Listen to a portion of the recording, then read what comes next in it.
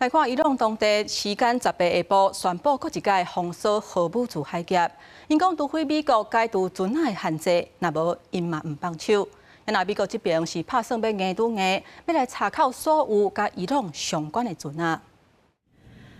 对于追踪船只数据平台 Marine Traffic 的动态信息来看，为少船只到荷姆兹海峡了后，伊佫回航。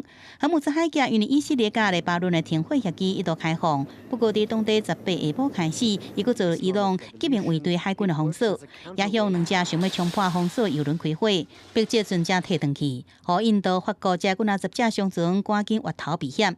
美国总统川普认为伊朗想要借此来威胁卡油美国，不过伊朗政府讲，美国继续封锁伊朗的港口。 是违反双方的停火协议，美国必须解除海上封锁，若无未重新开放荷姆兹。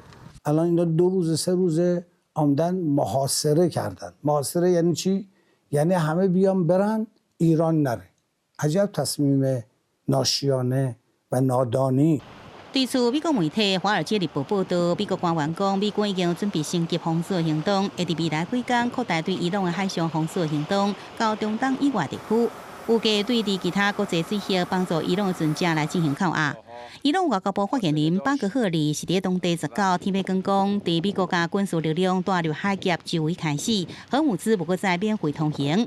美国媒体 CNN 报道，有伊朗高层讲，未来会互愿意支付记录费的船只优先来通过荷姆兹海峡。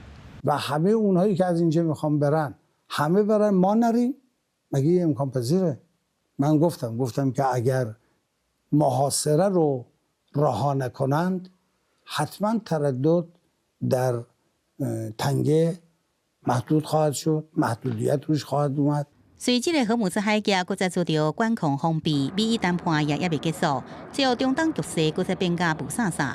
公视新闻，但是东边译。